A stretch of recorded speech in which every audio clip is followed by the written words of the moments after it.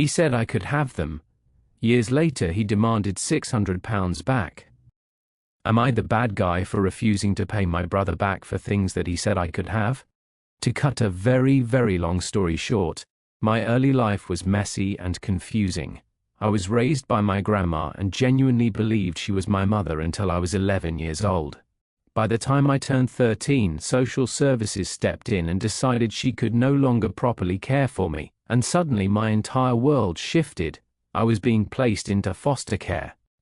Everything felt uncertain, and I was just a kid trying to understand why my life kept changing. Before I left, my older brother, who was actually my uncle, gave me a handful of things.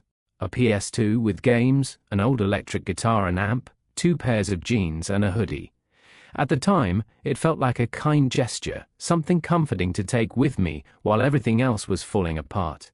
He never said I was borrowing them, just that I could have them, and as a scared 13-year-old heading into care, I took that to mean they were mine. My foster parents already had an Xbox 360, and later I even found a PS2 Slim and extra games from an elderly neighbor who let me keep them after I helped clean out his attic.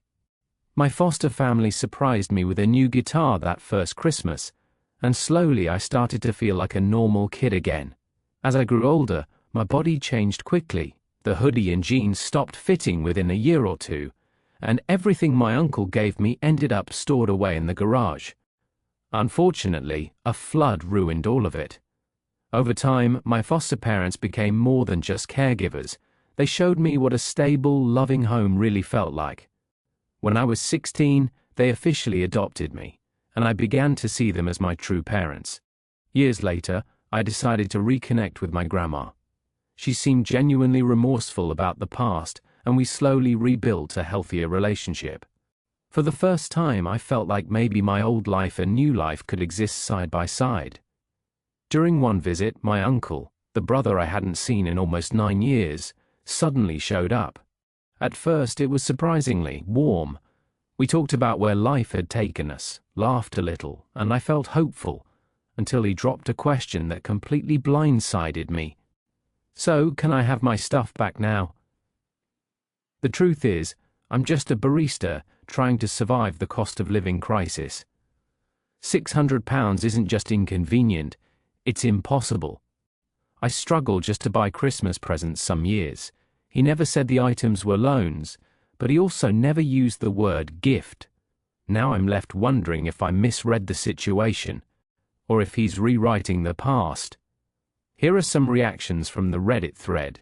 So, you admit it was a gift, then? He sounds like a real jerk. You don't owe him anything. Gifts are not exchanges for future payments. You were a child when he gave them to you. Demanding money years later is ridiculous. He felt sorry for you back then and now wants to take advantage. NTA. Many commenters pointed out that items given to a vulnerable kid heading into foster care would reasonably be understood as gifts, not loans with hidden strings attached.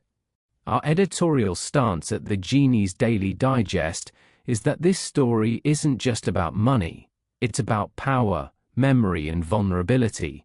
When someone gives belongings to a child during a traumatic life transition, ethical responsibility leans toward compassion, not retroactive repayment. Even if language wasn't perfectly clear, demanding payment years later, especially after insults and blame, crosses an emotional boundary. Gifts given during hardship should never become leverage later. What would you have done in this situation? Do you think you can have it clearly means a gift, or should he have clarified? Drop your thoughts in the comments. Like this story if it moved you, and subscribe to Genie's Daily Digest for more real-life dilemmas.